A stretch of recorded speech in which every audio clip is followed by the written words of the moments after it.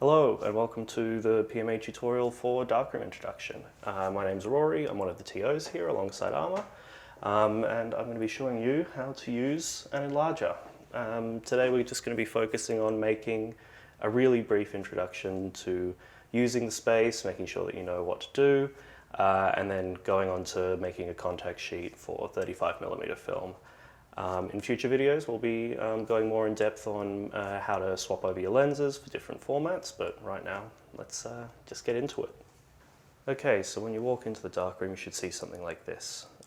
What you want to do is just make sure that you double check that everything in here is working and you're not going to need anything else, nothing's missing.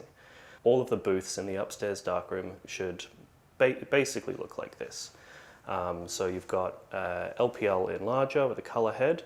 You've got an easel, you should have a little timer, an air blower, and a safe light that's working. You should lastly just have a grain finder as well, and what you'll bring in is of course your paper, your negatives, and then depending on if you're making a test strip or an actual print, you'll be bringing in some glass and some things to block the light as well.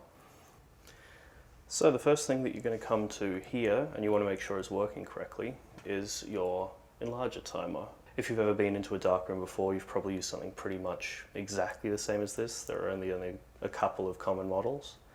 So it's a really simple device. This is just going to control how long your enlarger is actually switched on for.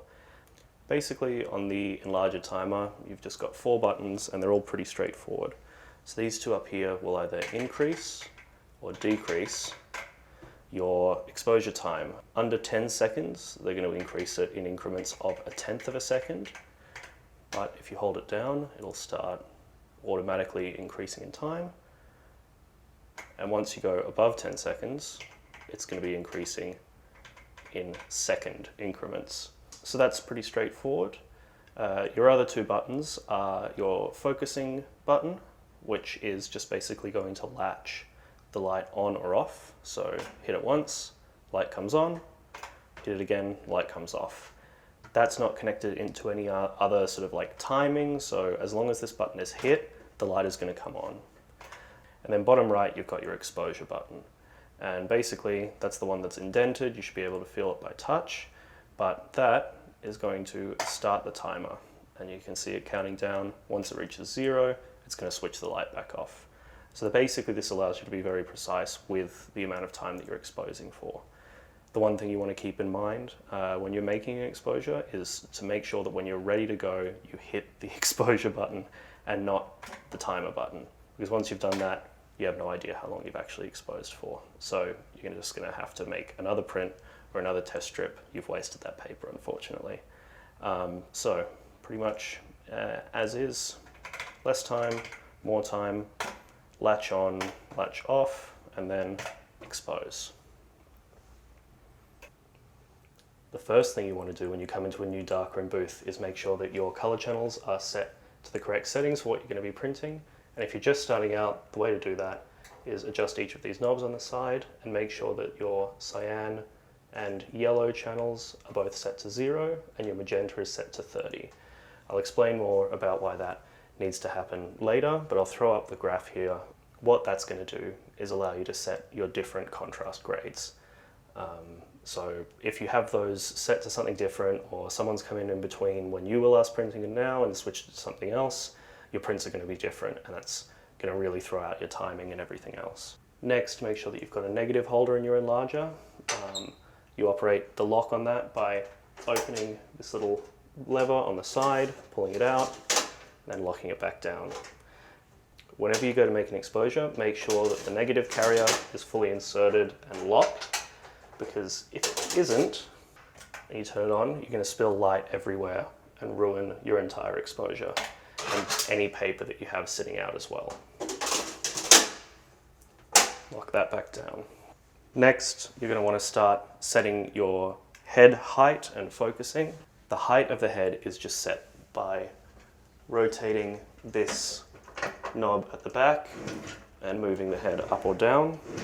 That's going to change the rough size of your print, and then rotating this little focus knob on either side is going to set the actual focus and that will change your size slightly. So there's going to be a little bit of negotiation you have to have between those two different dials, but eventually you'll dial the size into what will work for you.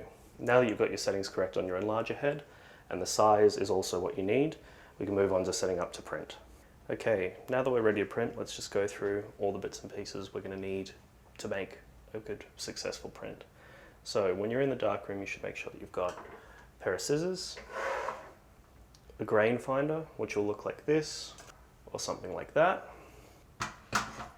Your booth should also have an easel, your negatives, a sheet of photo paper. Don't do that. This is watercolor paper anyway. And last but not least, cardboard or something else that is completely opaque and will block out light. Okay, so now we're going to be making an enlargement. If you want to make a contact sheet, go see our dedicated video for that, just linked on the page. But first things first, when you're making an enlargement, you want to take out your negative holder and make sure that it's the correct format for what you're using and that matches up to the lens. So for a 35mm negative, we're going to be using a 50mm enlarging lens, and that is just written on a ring on the inside of the lens. For this, I'm going to be showing you 35mm, but later we'll have a comprehensive video for medium format as well. But basically, just make sure you've got your 35mm neg carrier and you've got a lens that's appropriate. So in this case, a 50mm. What you want to do now is grab your negatives, and you want to make sure that when you're orienting them in relation to the print, that the emulsion side is always facing down, so towards the print itself. The way you can tell that on a piece of film is that the emulsion side is going to be slightly more matte than the backing side. So if you can see that, it's quite shiny versus quite matte. Grab our film loader and just load our film in there. And then I usually like to check using the light here to make sure that our negative is lined up properly. Once that's the case, put your film back into the enlarger and make sure you've locked it in so it's not going to go anywhere. Now that we've done that, the next important thing to do is get your aperture sorted. So basically it's the same, the lens in here has the same aperture essentially as what your camera does. So the more wide open it is, the brighter it is, and the more you stop it down, the darker it gets. So there's a little ring just in here that you can rotate, and that'll adjust your aperture. When you're starting to frame your image for enlargement, you want to have that as wide as possible, you want to have as much light as you can, and then when we get to making actual print, we're going to stop it down a little bit to give ourselves a bit more flexibility. So now we're ready to make our print. You can see here that we do have the enlarger on currently.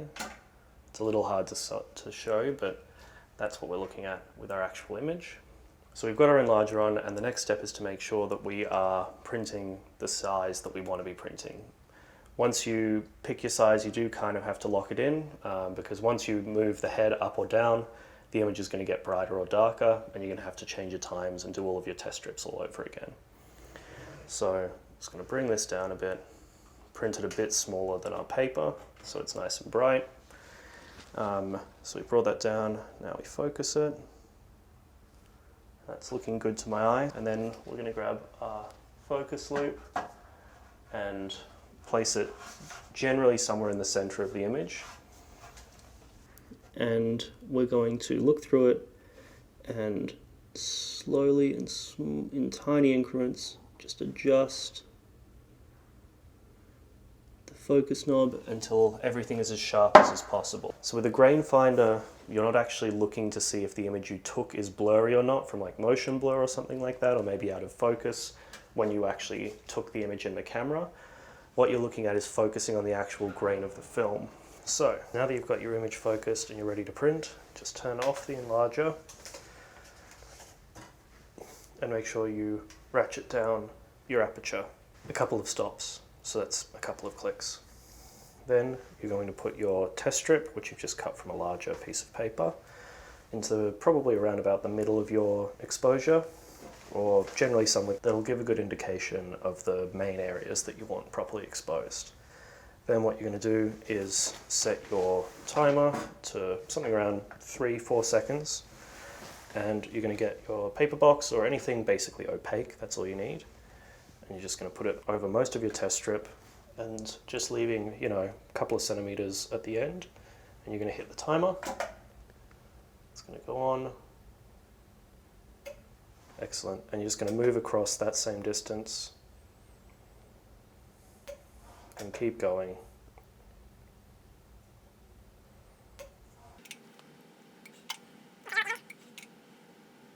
We'll do one final exposure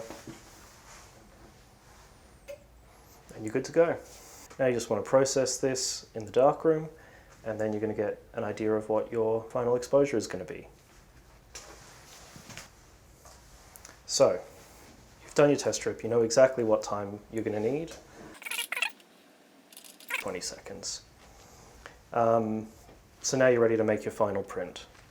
You've put an entire sheet of paper down, you know the time that you've selected from your test strip. You might have to do a few different test strips to be able to nail down exactly what exposure you need, but we figured it out and we're good to go. 20 seconds. So you're going to put that down and then just hit expose and leave it. And you're done. Just grab your piece of paper from the enlarger and now process it, and you've got your final print.